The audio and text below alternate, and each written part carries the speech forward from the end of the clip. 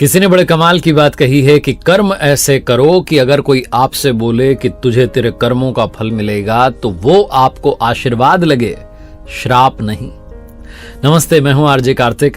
एक बड़ी छोटी सी कहानी सुनाता हूं एक सेठ जी की, जिनके पास में बहुत सारा पैसा था, बहुत उन्होंने जीवन में कमाया, लेकिन घर में भोगने वाला कोई नहीं था। अपने माता पिता की इकलौती संतान थे, उनकी शादी हुई नहीं थी, तो ना पत्नी थी ना बच्चे थे।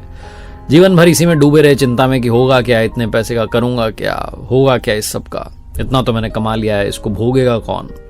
परेशान रहते थे, दुखी रहते थे, चिंता में रहते थे। तो महात्माओं के पास जाते रहते थे, पूछते रहते थे कैसे क्या होगा। तो एक महात्मा जी ने उन्हें बताया कि एक छोटे से गांव के बाहर एक जंगल है जिसमें एक बाबा जी रहते हैं, और वो आपको विचित्र ढंग से समझा देंगे कि खुश कैसे रहा जाए। तो इनको बात जम गई, उन्होंने कहा ठीक है मैं जाता हूँ उस गाँव में। तो उस गाँव में पहुंचे, गाँव वालों से पूछा तो उन्होंने बताया सामने जंगल दिख रहा है, वहाँ पर जंगल में बाबा जी बैठे रहते हैं। अगर ध्यान में हो तो आप उन्हें परेशान मत करना, ध्यान में ना बैठे हों, समाधि में ना हो तो आप जाकर के बात कर लेना, उनको ज़्यादा परेशान मत करना, लेकिन वो कई बार बिगड़ भी जाते हैं, गुस्सा भी करते हैं। तो सेठ जी अपनी कार में थे, पहुँच गए उस जगह पर जहाँ बताया गया था। कार में अपने साथ एक बैग लेकर के आए थे, जिस बैग में उन्होंने अब तक जितना कमाया सब रखा हुआ था, ज्वेलरी थी, पैसे थे। जाकर के वो बैग जो था बाबा जी के चरणों में रख दिया और कहने लगे बाबा जी मुझे बताइए कि खुशी मिलेगी कहाँ, मैं परेशान हो गया हूँ, मुझे फॉर्मूला बताइए, मैं सुख जो है नहीं ढूंढ पा रहा हूँ, सुख का एक क्षण मेरे जीवन में नहीं है, मैं परेशान हो गया हूँ। मेरे पास सब कुछ है, इतना कमाया मैंने, लेकिन परिवार में कोई है नहीं जो इस सुख को भोगेगा, मुझे समझ ही नहीं आता होगा क्या। बाबा जी ने सारी बात सुनी, उसके बाद वो जो बैग था उसको उठाया, आओ देखा ना ताओ, दौड़ने लगे गाँव की तरफ। एक मिनट के लिए तो समझ में नहीं आया सेठ जी को कि क्या हुआ, लेकिन फिर समझ में आया कि अरे तो मेरा बैग लेकर के भाग रहे हैं, चोर निकले, ये तो बेईमान निकले। तो इनको सेठ जी को भी ध्यान नहीं रहा कि गाड़ी से आए थे, कार से आए थे, कार भी वहीं रही, जंगल में दौड़ते चले गए बाबा जी के पीछे पीछे कि एक बार बैग मिल जाए बस।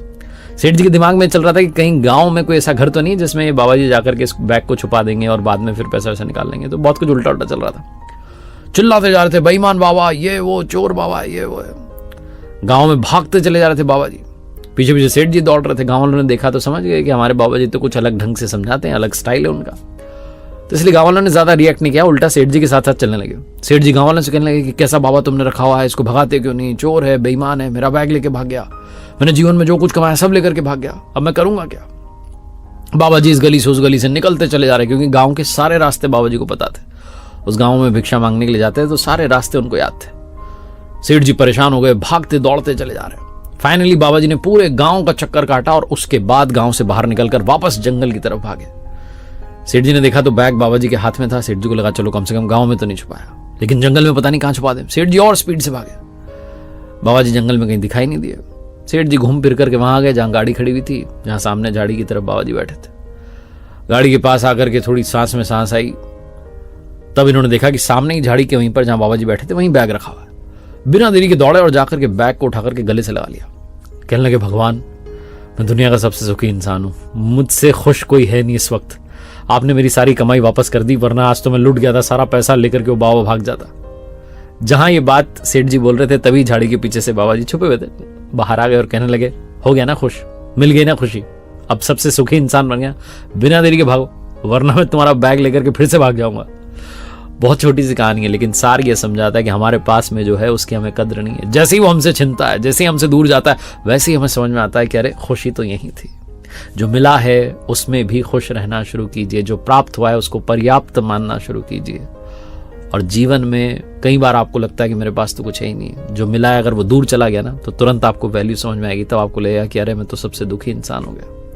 तो जो खुशियां आप तक पहुंची हैं उनका भी लुत्फ उठाना शुरू कीजिए। एक बार फिर से वही बात जो अक्सर आपसे कहता हूं, कर दिखाओ कुछ ऐसा कि दुनिया करना चाहे आपके जैसा।